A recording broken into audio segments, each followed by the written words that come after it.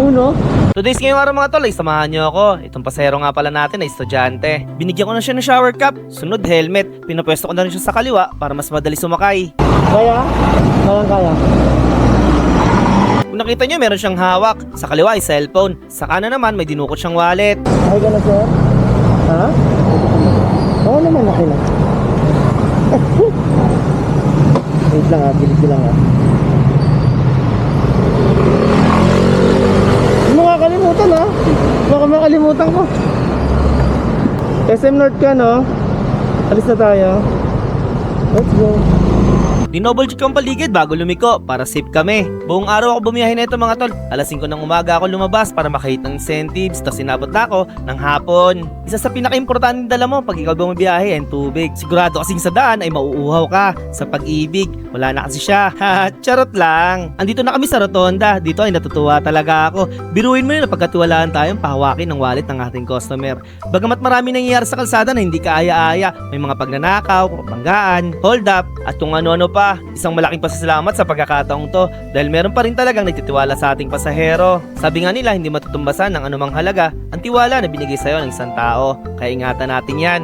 Sa pag-MC taxi hindi basihan. Yung pag-pick up mo, bayad tapos baba na. Hindi lang ganun yun. Magandang i-practice sa sarili bilang rider ay masatisfied ang bawat pasahero natin. At maging maganda yung experience nila. Napakasarap sa pakiramdam, yung pasahero mo ikukwento ka sa ibang tao na napakahusay mong rider at ang ganda ng serbisyo mo. Kayo mga tol, sa tingin nyo ba napagkatiwalaan na kayo ng pasahero nyo? Nakwento na rin ba kayo sa iba? I-comment lang dyan sa comment section. Tumagusto tayo dito sa crossing ng West Ave Timog at Quezon Ave. Maganda ang biyahe namin pero asahan mo pagdating dito ay may traffic, marami kasing stoplight. Dito ay pumuesto na ako sa kanan kasi nga ibabaw naman kami para maluwag yung daan. Tinatak ko na sa utak ko, pag may pedestrian or yellow box, dapat magdahan-dahan. Muntik patuloy si sir, nagmamadali kasi. Dahil sa SM North kami pupunta, dito tayo pupwesto sa bandang kaliwa. Pero pagdating mo dito sa area na to, ay asahan mo na may traffic. Hindi rin basta-basta nakakasingit ang mga motor dito mga tol.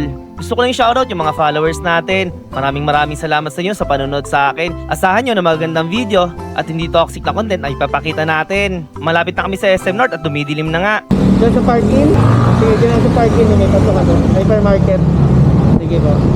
Wait lang, pwesto lang tayo dun sa babaan. Ha? Wait lang ha. Sige, dandahan. Wallet mo, baka makalimutan. Thank you ha. Thank you. Bayad ka na. Thank you.